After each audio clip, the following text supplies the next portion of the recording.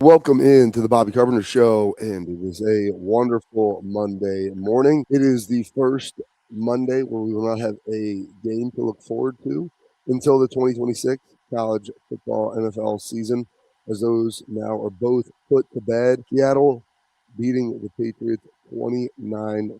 I believe what was 9-0 at halftime. Still, it wasn't necessarily the most entertaining game at Autech and Andros. A lot of the military folks that were here that was watching the game. There's probably about 200 people in the room with us, and like, this is so boring. It's football, so I get upset when people like just criticize it. It really wasn't the most entertaining game you're going to see. It was a defensive struggle, and largely like, there was some ineptitude on the offense. New England couldn't get anything going, and they're going to have to be more aggressive. And, unfortunately, when they did, then they ultimately, at the end of the game, sealed it up with an interception. But watching that game, was it how you expected it to be still? I was not expecting it to be so one-sided. I did think that New England was going to put up a really good fight, but the Seahawks, I mean, just given all the talent they have in that defense, Sam Darnold, he's been clicking on offense.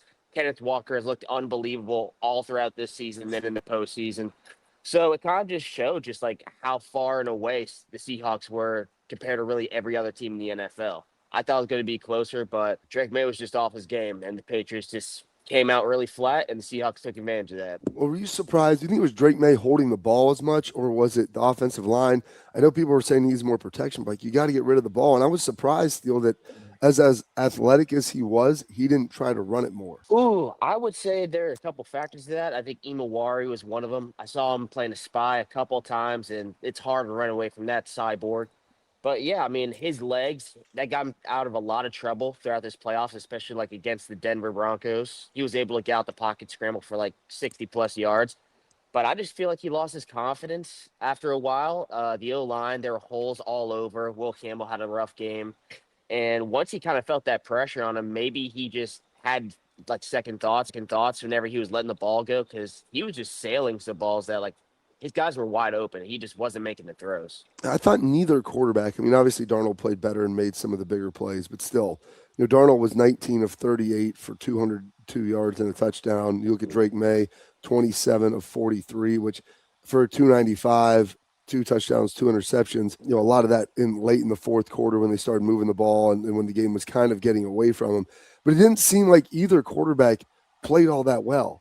And like the coaches early on, I try to tell people this. It's when you get in those big games, people say, you want to play to win, don't play to lose. But when you get in a game like that, you don't want to lose it in the first half. So you're not going to be ultra aggressive on third down. You're not going to maybe press the ball. And you don't want to risk, turning it over in your own territory, which could cost you points on the other side. And then that game starts getting away from you. So it seemed like neither quarterback ever really found like a true rhythm. Yeah, they really didn't. But the luxury that Sam Darnold had was he had Kenneth Walker behind him. So whenever he couldn't make the throws, just give it to Kenneth Walker a couple times. He's going to get you some first downs. I don't know how many yards he had, maybe like 100 and God, like 70, 180 all-purpose yards. And the Patriots, they were forced into third and longs. They didn't really get the run game going. So it forced Drake May to play that hero ball. And whenever you're not on your game, that's going to result in interceptions. And that's what happened late in the game. Yeah, it was the run game for Seattle with Kenneth Walker. I thought that's what it needed to look like for New England to have a chance to win, to take some of that heat Yeah. off of Drake May. They weren't able to get it going. A guy that we talked a lot about heading into the game, Travion Henderson, about how he probably need to have a big play, something with a little juice or a little pop to get him going. That never really materialized for them. I thought he did a pretty good job when he got the ball. Had a little end around in there with him or jet sweep. He got to the perimeter some, creased it a little bit. There were some negative yardage plays because there was just so much seepage.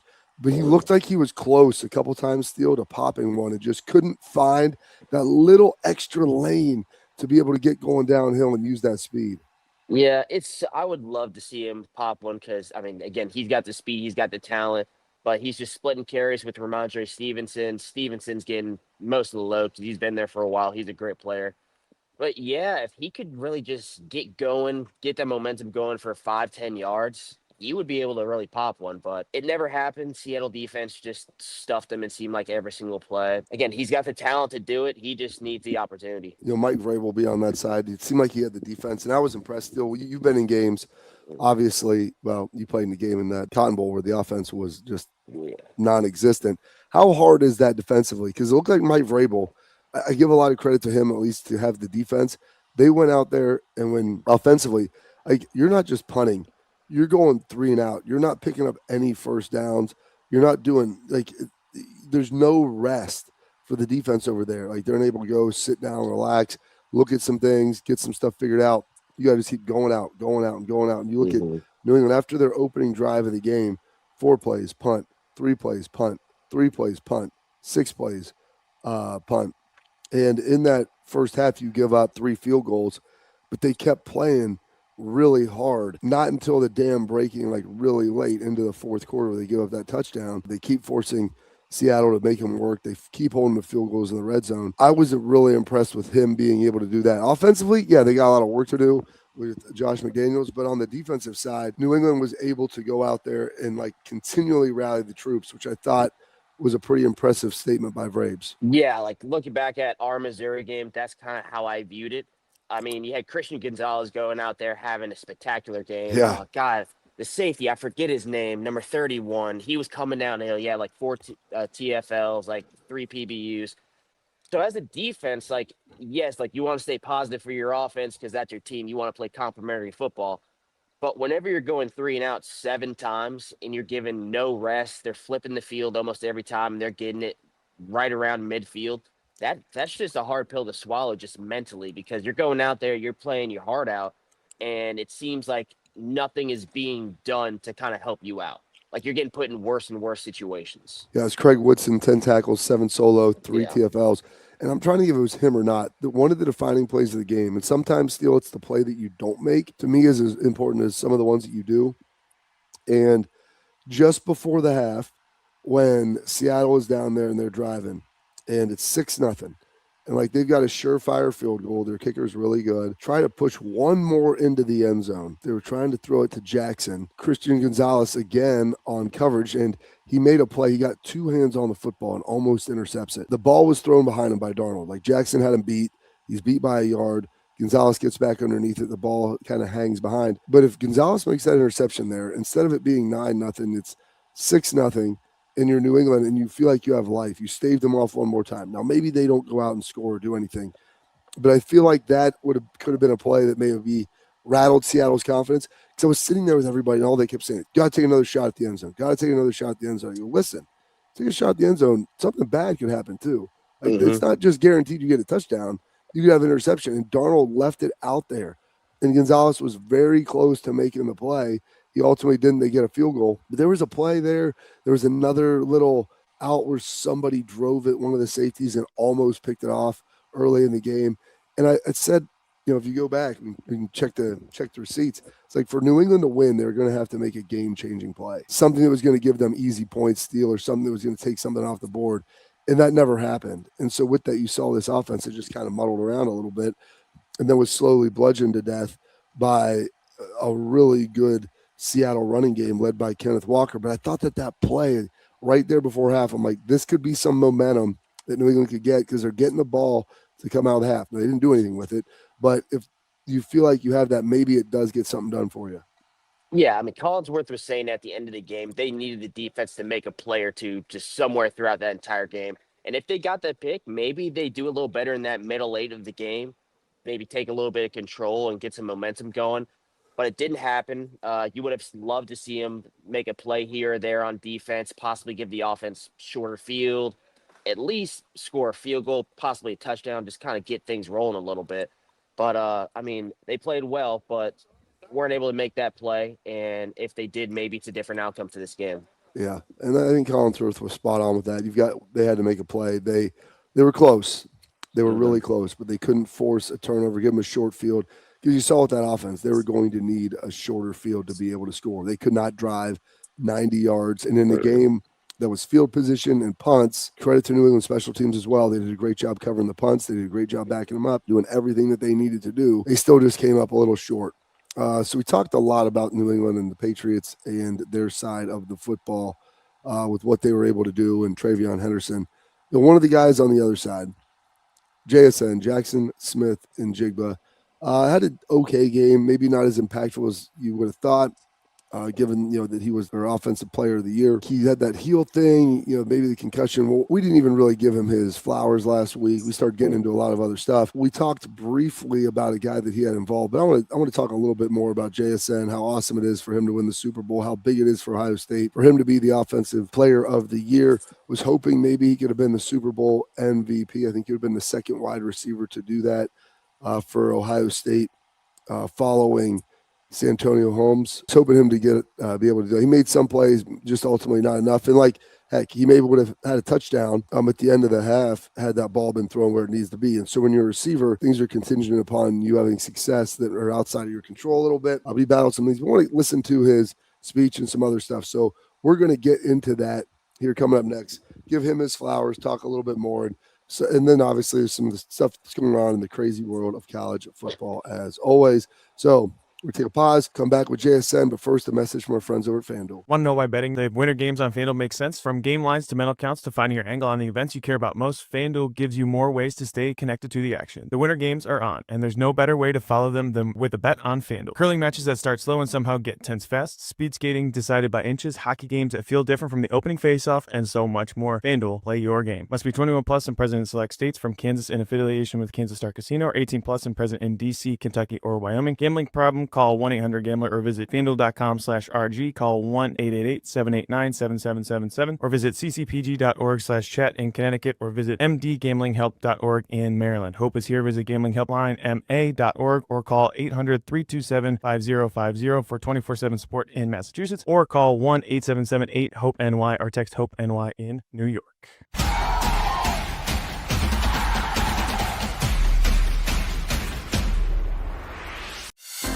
Every winning play starts somewhere. For you, it could be with us.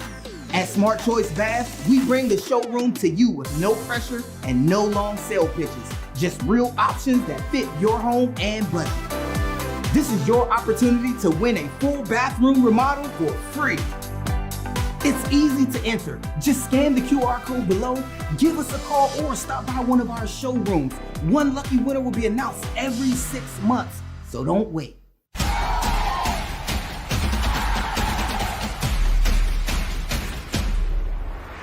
Jaxon Smith-Njigba, Offensive Player of the Year. A great speech. This is what you expect out of this guy. Such a great dude. We'll take a listen to him sitting up there talking. First, give all the glory to God. Second, I want to give it to my teammates. I want to thank y'all. I love y'all. Y'all are who I do it for each and every week. I want to give this award to my father. Going into my last year, he told me to pray for wisdom, and I did. Before going into that season, I wanted to be a top 5 draft choice. I wanted to be a Heisman candidate. Ultimately, I wasn't able to play.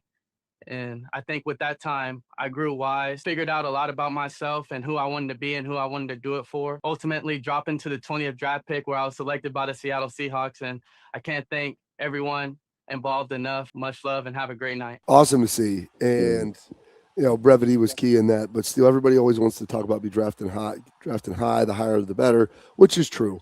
There's a reality that you're going to get paid more opportunities, but sometimes it's more being drafted to the right place, not the highest place. And it's awesome that he, and his dad putting the faith element in, talking about praying for wisdom, and hopefully you ultimately receive that. And just awesome to see, and an awesome dude. Dude seems like he's got the wisdom of Solomon at this point, and I don't know, throughout that speech, people say, oh, maybe he's media trained or something, but he's been like that ever since he got to Ohio State, ever since probably he was born. So it's just awesome to see him just give all the thanks to everyone else besides him. You've got his faith, all of his teammates, his dad, of course, talking about how he was seeking wisdom from him. And that just kind of shows how, the guy he is. He's always trying to get better, always looking to learn and improve himself. And that's just kind of molded him into the player he is now. Super Bowl champion, Offensive Player of the Year. The guy's spectacular. And, yeah, he dropped to 20. It worked out perfect for him. It seems like Seattle's his home. One of the guys that introduced, it wasn't JSN, but introduced a Mecca out there. And we touched on this last week, but wanted to kind of live in a little more because of everything that he has done for so many of the players at Ohio State. And I don't know, your injury history, Steele. I like to call him Dr. Stu, Adam Stewart. I sometimes forget his first name. What a cool opportunity. It was Adam Stewart. He was a presenter for Emeka Buka as a finalist for the Offensive Rookie of the Year in tonight's NFL program being aired. out there. He's an athletic trainer and head physical therapist for OSU football. Theo, you were there with Stu. I don't know how much time you spent with him, and how the guys that were hurt a lot, Mac was hurt some, JSN was hurt a lot. I know like Lathan loves him. He's like put him back together multiple times. Talk about the relationship with Stu, of what he has with these players, because I don't think people realize how big of a deal that is with your trainer and your physical therapist, somebody that can get you back on the field and not only just coach you as much to the physical element of it, but the mental aspect of it returning as well. You got Stu, Solo, Sean Barnhouse, just a plethora of people in that facility working with athletic trainers. They do so much for us and all those other guys. I mean, like you said with Lathan, they literally put you back together if you're injured or whatever it might be. And they just do it with a smile on their face. They bring nothing but positivity every single day. I was a Stu guy. Every single player was kind of assigned to a single person. I was a Stu guy. Okay, let's talk about it. I was assigned to Stu, and I didn't really see him much for 4 years because I never had any injury. I'd have like a bumps and bruises here and there. So I'd go see him. He'd treat me with whatever. He was always awesome. But then my last year, I had turf toe in the spring. So I was with him every single day, multiple hours. And I mean, like, I would just be sitting back and he's over there massaging my foot, massaging my stinky toe. And he's doing it while cracking a smile. So it shows like the kind of people they are. They're as selfless as ever. And I mean, they're just smart. They know exactly what they're doing. And like having that out of a trainer, like that means the world. Surprised that Emeka would choose him to introduce him. Are you surprised at all about that? I mean, like it's very unique. I mean, it's a college guy. He's obviously in the NFL now, that he would choose for him to be the one that introduces him. No, I specifically remember those two. Like, they had a legit relationship. And I mean, given the fact Emeka's probably going to be up for multiple NFL honors awards, you'll have plenty of opportunities to have one of his parents or maybe a girlfriend come presenting to him. He's one of my favorites. And I think the guy does a great job out there. And it's awesome to watch just everything that he does, and like for him to get like some national love like that is awesome to see. Really enjoy it, and I was super happy for him. And like it just made sense, like for Emeka to select him, put him up there. I was like, man, that's awesome that he's respecting him, and like, hey, I probably wouldn't be here if it wasn't for you, and you're the guy that kind of helped me get through this. We're gonna take a quick break. I've got a little bit of an interesting story, something that I saw, and you're a long hair guy, Steele, and like there's always an attachment with that. One former Buckeye cut his long hair. And I couldn't even tell you, it's been so long since he's had it short. And I'm like, man, you look at the picture, you look like a different human being. I will tell you who that is and break that down next. But first, a message from our friends over at Export. Listen, parents and athletes, protect what matters most with Export mouthguards, trusted by professional athletes and designed by NHL team dentists. Export mouthguards are scientifically tested to absorb those high-impact hits, protecting both your teeth and your brain. They feature 3 layers of advanced protection, including a patented use of carbon fiber that they custom 3D print right to your grill, which means more protection, better performance, max comfort, and clear communication, so you can focus on your game, not on your gear. Don't take chances with your safety. Visit exportguards.com/Bobby today and save 15% on your order. Export, protect what matters most. We're cutting hair and talking about it coming up next.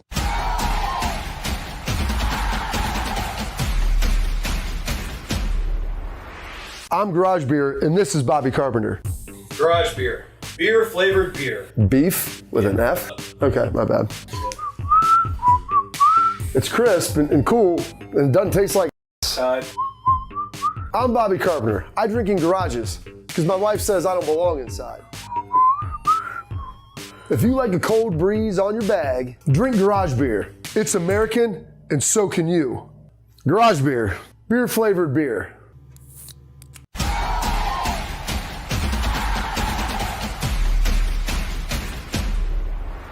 If you can pull it up, we're just going to get right to it right here. I mean, Steele, have you ever considered cutting your hair? God, I went through a weird phase in sixth grade where I want to kind of chop it off, just go with a. So hold on, like, you've had long hair ever since then? Oh, dude, I came out the womb with long hair. Oh, I didn't realize that. I've always had long hair my entire life. And you said in 6th grade you thought about cutting it. I had this idea, like I was gonna have short, like curly hair up top of my head. The girls were gonna dig it. I thought it was gonna work, but my parents, being as wise as they are, they said absolutely not. That's not gonna happen. And thank God I listened to them. So you were gonna be like Marcus Freeman, like the tight little Jerry curls, like looking good, little juice in there, walking around. That was the plan. Maybe a little longer, but yeah, that's the general base of the plan. Yeah. Okay. Oh, Oh, there what we the? go. What is I that? don't even know where we found that. His profile picture, 2019, Thanks, Pat. high school. That's great. Little baseball action there, Steele. I Yeah. didn't realize that was a thing. Yeah, I played baseball. Nice. That's good. Were you as good as Emeka? Yeah, I was up there. Okay. All right. That was pretty good. Listen. You can let people know. You don't have to hide it. Well, CJ Stroud, Pat, if you want to pull this up, look at that guy. I mean, you played with him when he got to Ohio State. His hair was shorter. Yeah, that's was it immediately what I thought of. Like as soon as I met him, that's what he looks like right now. okay? So I thought he had shorter hair. I remember when he had the shorter braids when he started putting his starting to grow his dreads. But I couldn't remember if he showed up with just short ones or not. But kind of a big deal, like for a guy to do that. Look at all that pile of hair. Those things were getting real long. And sometimes, like, new year, new look, new you. Kind of wild to see that. That was something that I did not expect because it kind of seemed like it was just a part of him at this point. I mean, that kind of gives me anxiety just looking at it. I mean, I can never do that with mine. I don't know. Maybe he's looking for a new look. It's like those are kind of dreads. So I mean, there's not really much you can do off that. I think they're kind of just stuck the way they are. But if he likes the way he looks, then he can like the way he looks. I think he looks handsome, but I personally like the longer hair. It's just wild to see. Like, what would be a reason for you, Steve, like, to go do something like that? Like when guys cut their hair, so I'll tell you. I mean, I had long hair too. I grew mine out. Mine was shorter in high school. Was shorter my first 2 years in college. Then I grew it out. And I cut mine after I got done playing.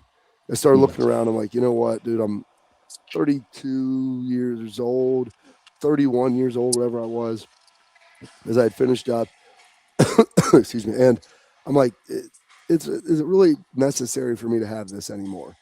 It's long. It's a pain in the butt to take care of.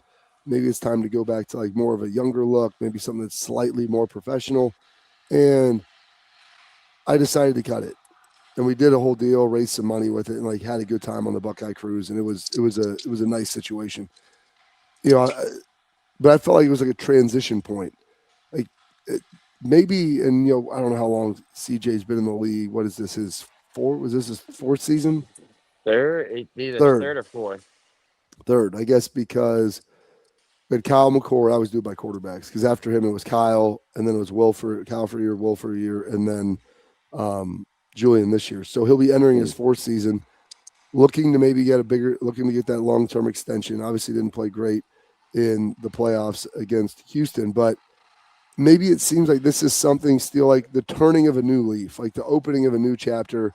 And you had him since college. It's time to maybe time to rock something a little bit longer, like let's go, or a little bit different, and like let's go with this.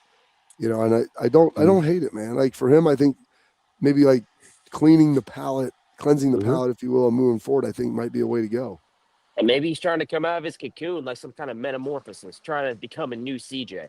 Because like he struggled at the end of the year, but got all the talent in the world. He's trying to tap into that like early Ohio State like gunslinger mentality, and ultimately just become a better player. I mean, and he does that by cutting his hair. I pay a subscription to keep mine, so I couldn't relate. But yeah, maybe he's just kind of looking for a new look, trying to get a new sense of confidence in his game. Because again, all the confidence in the world, he can go out there and be a crazy NFL quarterback, but he just needs something to kind of push him like towards that. Is there any other Buckeye that's around your age that you played with that has long hair that you would be stunned if they cut it right now? God, doesn't play anymore, but Marcus Crowley. Marcus Crowley, because, I mean, we got people thought that we were twins whenever you first got on campus. He's a running back 2019 class for anyone that doesn't remember him. West Coast guy. Knee really bad. Yep, West Coast guy messed up his knee really bad. Didn't play again, but yeah. I mean, we virtually had the exact same hair. Whenever I put my hair up in that little bird's nest, they got that straight from him. He started that. I copied it. Oh, yeah. All right, there we go. Yeah, it's a good look. Yeah, that was that tough when he injured his knee on the bye week. What was that? Maybe in 2022, I want to say. Yeah. That he, gosh, devastating knee injury in a practice, and really, really tough to see because I like Marcus a lot. Well, it's interesting. Good to hear that, Steele. It's good to hear that you don't plan on cutting yours. It's good for CJ to cut his. I mean, everybody's got their own path and journey at this point. Headlines coming up next. And there's some movement in college football. And, some people, there's a lot of a lot of different things happening, and everybody's complaining about the NIL and the transfer portal. There's been a number of teams that have been added to the Division I FBS level over the last 20 years, and it's gotten up to over 130. And I was curious with this deal, like maybe some teams might be going the other way. Is it still advantageous to go play Division I big time power football? Does it make financial sense for everybody? Well, we'll talk a little bit about that here coming up next as one team is making that move. But first, a message from our friends at Backer. BCKR, the elite Buckeye fan gear that you're looking for. It looks good. It feels good. It has the high quality function and features that you want out of all of your gear. It's like the high end hunting, fishing, golfing, skiing attire. What they did, they replicated that. So this stuff looks good. You know what we're going to do? We're going to let you support your team in it. Let's slap a logo, whether it's a Block O or Oklahoma or Oregon, Texas. They've got a multitude of teams and brands. Go check them out, bckr.com. That is Backer, and go buy their stuff. If you use promo code all caps Bobby, you get an additional 10% off at checkout. So go check them out for us. We got our college football headlines coming up next.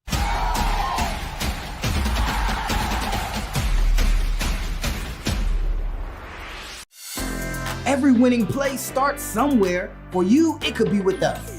At Smart Choice Bass, we bring the showroom to you with no pressure and no long sale pitches. Just real options that fit your home and budget.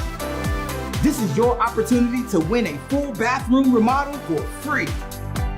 It's easy to enter. Just scan the QR code below, give us a call, or stop by one of our showrooms. One lucky winner will be announced every 6 months, so don't wait.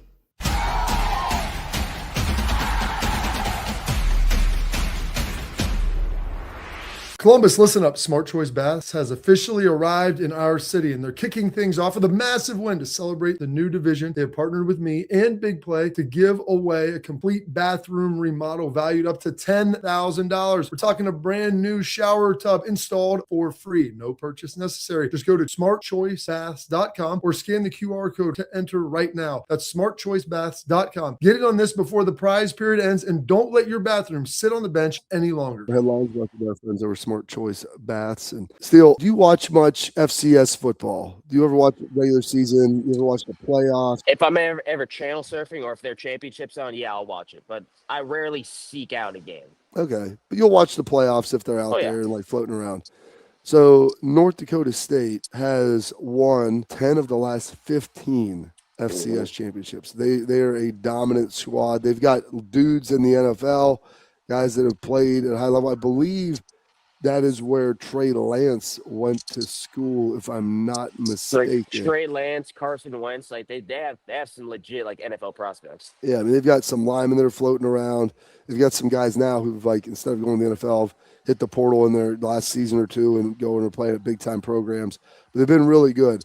And Pete Thamel is reporting that they've agreed to join the Mountain West and football only for 2026. School is expected to pay nearly $12 million to join the league, and an additional, in addition to the $5 million, has to pay the NCAA for moving up a division to move up a division in college football. I saw that and I was a little stunned, Steele, because like they've got a nice niche and they kill it where they're at, doing a great job. I'm not sure if this is like the way to go, and I honestly thought there would be more teams maybe moving down to FCS and saying, listen, we can't pay the guys like everybody else. It doesn't make financial sense for us to stay where we're at and move down. And then you have this team moving up, which kind of wild to see. Yeah, and especially like with the dominance they had at their level at the FCS, but obviously they only have a 1-year deal at the moment. So it's kind of one of those things where you go out, if you get the ratings, if you guys do well, you can stay. If you don't, you're going right back down. So it's not a multi-year thing. Like this is like one shot, one opportunity. Are they able to capitalize on it? And I hope they do. I mean, of course, I don't want to wish anything negative on them, but it's a weird situation where you were dominating at your level. Now, can you compete at a higher level over with the Mountain West, with the Boise States of the world? I mean, it's going to be fun because that, I guess, name, that logo has been circulating around a bunch given all their success, but is it going to be able to materialize at a higher stage? They also had Gray Zabel from the Seahawks. Mm-hmm. He was an All-American there, offensive lineman playing for Seattle. Like they've got tons of dudes. they're moving up still. Like, this is a heavy financial load. I mean, for a school like this, I'm not sure exactly what their revenue is and their budget looks like, but I've looked and we've talked about this. We'll talk a little bit more the rest of the week as some more numbers and things were getting released about some of these schools and how much in debt their athletic departments are after one season and what it's done to them, financially. And you have, North Dakota State moving up. I mean, you're talking about a $17 million payout to go play here between the NCAA fee and the Mountain West fee to move up. Like 1 year, I mean, this had better be sticking, because if not, I don't know how you'd be able to afford that. And like North Dakota, still, it's not the most populated state in the world. They do a great job recruiting and developing, and maybe they think this is going to help keep them relevant and keep them there. And I guess maybe they think that they could potentially make the CFP, because I have no idea why else they would do this, because their lane, they were dominating their lane, dominating it. And it seemed like it was a good lane for them to be in at that point. Yeah, but I mean, everyone, they want to move on to the next level if it's presented to them. And maybe there was some big time angel investor who wanted to see his team more. Maybe North Dakota State, they didn't get as much airtime. So put him over with the Mountain West. He can watch more games. So he's just going to throw 15 million at them. In this day and age, that's not even a crazy thing to say. I mean, you have a couple rich guys on your payroll. You can go out and you can pay your team and they can move up. But again, like, they had such a control in their like initial niche in the FCS.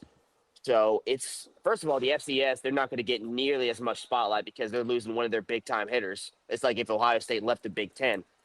But now, again, like, can you play with the big boys? Can you make it stick? Because if it doesn't happen, like, you're going to be losing a lot of money, and that's going to like impact you for several years. Well, and what's interesting, and we'll get into this more, we'll have fully enough time to maybe unpack all of it, where, Kirk Herbstreit, there's been people talking about, like, is it time for the Power Four to, like, break off and do their own thing and have their own governance? And in doing that, then you're going to have this, like, second subset of teams that you can still have play each other. Like, it doesn't mean that they don't have to play, but that way they can govern themselves and have their own rules. And, like, North Dakota State would be in that second tier. So they're kind of still where they would be. Like, you're getting into this, but I don't know if they're not going to be joining a Power 4 league here at some point in time. And so that's why, with everything and all the movement that's happening, this was really a head scratcher, Steele, because I don't know that in 2 or 3 years college football is going to look exactly how it looks right now. There's so much stuff going on. Oh, am I muted? No, you're good. There we go. Yeah. There's so much stuff going on. I somewhat agree with Herbstreit. I think that there should be some sort of separation, but if a group of 5 team is good enough to get to the playoffs, like maybe Cincinnati that 1 year where they got in, they should be able to get in. And maybe North Dakota State down the line, if they can continue to like thrive in the Mountain West, maybe they could be one of those teams. But I mean, there's just so much shifting of the tides in college football. In a couple years, there could be 24 teams. Now they're probably thinking, oh, like, we definitely can get in. We just need to keep above 10 wins, become a ranked team, and we're golden. So maybe that's their process. If they can stick it out this 1 year, get to that 24-year team, if that's ever a thing, I hope it's not, then they have a legit chance at being a playoff team, and that's just going to do unbelievable numbers for their revenue and just their school as a whole. So maybe they're looking at the long game as far as, like, we're concerned. Yeah, and that might be part of it, where football is the front porch of the university. It's the marketing arm. It's the most visible area. And North Dakota State has enjoyed a nice big platform. Maybe they want to expand that, and this could ultimately be good for the school, and maybe the school's helping fund this. As we start talking about some of the debt, I always want to remind everybody, because people say, I don't want my tax dollars going to paying players. I'm like, Ohio State's athletic department is completely self-sufficient and does not receive any funds from the school. And a lot of schools are like that. Not all, and I don't know the intricacies of everything. I can't imagine North Dakota State being able to get this done, like you said, without a huge booster helping or the school helping to ultimately pay that down. There's a lot of other schools with some debt and different things. We'll get into that here throughout the week, Pat. The Penn State situation of where they're at, my goodness, it was eye-opening and eye-popping when you start talking about them, Rutgers, Florida State, and how much money some of these schools are bringing in, yet how much they're still struggling. It is a wild, wild thing to see. We're going to put a pin in that. We're going to come to our tailgate talk where we answer some of your questions. Got some great comments here from the last show when Steele was heading out on his cruise. Now he's heading back in. But doing a great job for us. So stay locked in here. Stay tuned on this post-Super Bowl edition of the Bobby Carpenter Show.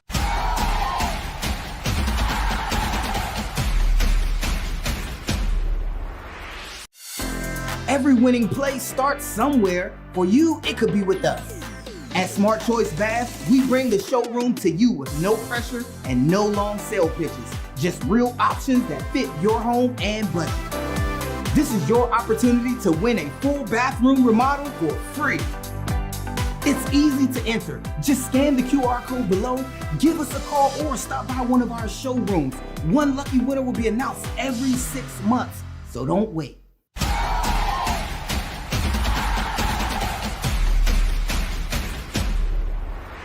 All right, welcome back into the program. And here's some of the comments. I don't know if you remember, Steele, all the way back on Friday. It seemed like a month ago now. With everything that's going on, we showed the video of Dave Portnoy and him talking a little trash and then him running, which the run was interesting. One of the guys threw in here, Kyle Boone, said Dave Portnoy runs like Charles Barkley golfs, and I felt like one of the better descriptions I've heard. Yeah. Oh my God. Have you I don't think I've seen a worse swing. He's got that weird hitch in the middle where he just straight stops and keeps going. I feel like that's what Dave Portnoy was. I mean, it seemed like every single step, like he wanted to stop, it was hurting him, but he kept on going. It made it worse and worse. Every step he takes was brutal, to say the least. Guy says in here, jamming OSU, I'm 73 years old and can run better than that. And that's a laugh. And he also, he made the comments about how Indiana, was Michigan's new rival, and that's, where the Big Ten was rolling through. He said Ohio State's like, Northwestern or maybe Wisconsin now. And it's interesting because they didn't beat Michigan last year, did they? Did Northwestern beat Michigan, Steele? No, they came down to the wire. They're like, that's right. Game-winning field goal. That's right. It was a game-winning field goal. So they played them incredibly tough. So for him throwing that in there, it's interesting you even say that based upon like Northwestern and what they've done and the fact that was a close game last season. What else do we have in here on some of these comments? There's a lot of comments with you, Steele, saying how you're a natural, have a huge future in the broadcasting world. And so it's a lot of compliments, man. So when you start getting in this now that this is week 3, I want to say, what have you kind of learned? Have you figured out, is there anything you've kind of figured out? You feel more comfortable? How's this kind of all evolved? Yeah, I feel definitely more comfortable. This has become somewhat of a growing process, dealing with people chattering behind me, moving chairs and whatnot. So just kind of focusing in on the conversation. But yeah, I mean, sort of selecting my language. I've got a little bit of a sailor's mouth, so being able to come out here and say stuff cleanly, that's always been a problem for me, and I'm getting a lot better at that. And then just getting like words and thoughts out without stuttering too much. I feel like I'm getting a lot better and improving on that forefront. Turn into Tommy? You feel like you might be like kind of just mumbling a little bit? No? Exactly. Yeah. I lived with him for 5 years. You grow a little bit of that mumble mouth. So I'm trying to get out of that. And I think it's working a little bit. I'm glad people think I'm doing good. I'm trying to improve every single day. How was the cruise, by the way? Oh, dude, it was awesome. God, I pet pigs. You did the swim with pigs in Bahamas? Yeah. Oh, yeah, did that. God, I'm up like 2,000 on the casino. There we go. I was living there at night. Did that. Got a bunch of free ice cream. All the food was complimentary on the house. Chicken, ribs, whatever I wanted. I had all of it. It was really fun. I plan on doing it again here soon. So are you in the solarium right now? Is that where you're at? I think that's where I am. It's like the adult only section. It's like the place where no kids are allowed. Yeah. I think that's the old solarium. So good for you. I've been on a number of Royal Caribbean boats, so I feel like that's where you're at. That's pretty awesome for you. Was it warm? I was in the Bahamas. It was cold. Like, did you guys have warm enough weather? No. So actually, we missed a stop over at Coco Cay Beach because the weather was really bad. They weren't able to pull us into the port, so we just had a day at sea. Then at the Bahamas, it was like 60 something to start off the day, and then once the sun came out, it was able to get up to like the 80s. Okay, that's not bad. Yeah, it's been chilly down here. Was warmer when we were in Curacao, a little bit chillier up here at Andros, and I knew you guys cruising around through there. We drove over, flew over Coco Cay. We were coming through, and I was hoping you'd get a chance to stop there, Steele, because at this huge water slides, and you're a I mean, maybe an old soul, but you're a kid at heart, and I wanted to see you get a chance to kind of slide down. They've got some cool ones, dude. They've got like a little demon drop that you like drop out of a coffin. It's a little scary, a little crazy, but it's a lot of fun, man. A lot of fun. All right. Wrapping up the show here. We're going to take a quick break. We're going to come back. We'll give Steele, a minute or two to wrap it up with some of his parting thoughts and wisdom here on the Bobby Carpenter Show.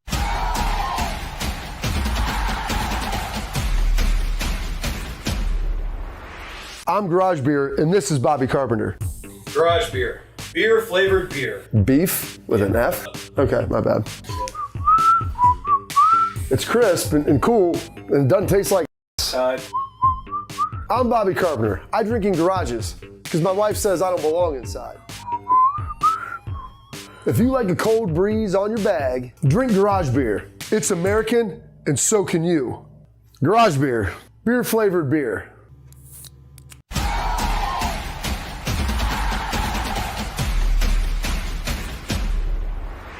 All right, Steele, I know that you've probably been sitting here marinating on this all week. I don't know if you brought your journal with you for this Monday, but what do we got for the folks? No, journal's in the room right now. This is just straight from the heart. Actually came from Zach Herbstreit, son of Kirk Herbstreit, 2 days ago. Going into the casino. He knows I'm going to the casino. We love gambling together. He said, you know what, Steele? Get froggy. Put 200 on black for me. I did that. It hit. That kind of set the tone for the rest of the time in the casino. So the message is get froggy. So whatever you're doing in life, whatever you're passionate about, go at it full tilt, 100%, leave no doubt, and just do it with a sort of ferocity that you'd expect from a football player on a football field. So just get froggy whatever you're doing. Have a good time. Before we get you out of here, the folks want to know, what is your go-to gambling game? Blackjack. Not even close. Okay. All right. The blackjack guy, and so that's where you did your damage. That's where all it did. Plus, I had my girlfriend with me, so it was basically like playing two hands. Okay. So all right. that helped a lot. She kept me alive a couple times. Kept you alive. There you go, man. The ups and downs, the swings, back and forth. Probably a lot more exciting than maybe the first half of that Super Bowl. Not necessarily one to write home about. Did you get a chance to watch the game? Like, did they have it playing on the boat? Yeah, they had a full section, a bunch of Seahawks and Patriots, and I was surprised by that. And they had like two big TVs going. People were drunk, having a good time. So it was fun. It was a nice little setup. All right. Well, that's good. I'm glad you got all that in. Hopefully safe travels as you return home. Looking forward to hitting back up with you again, connecting tomorrow as we kind of keep leaning into this with all the different things that are happening. But until then, stay tuned to this edition of the Bobby Carpenter Show.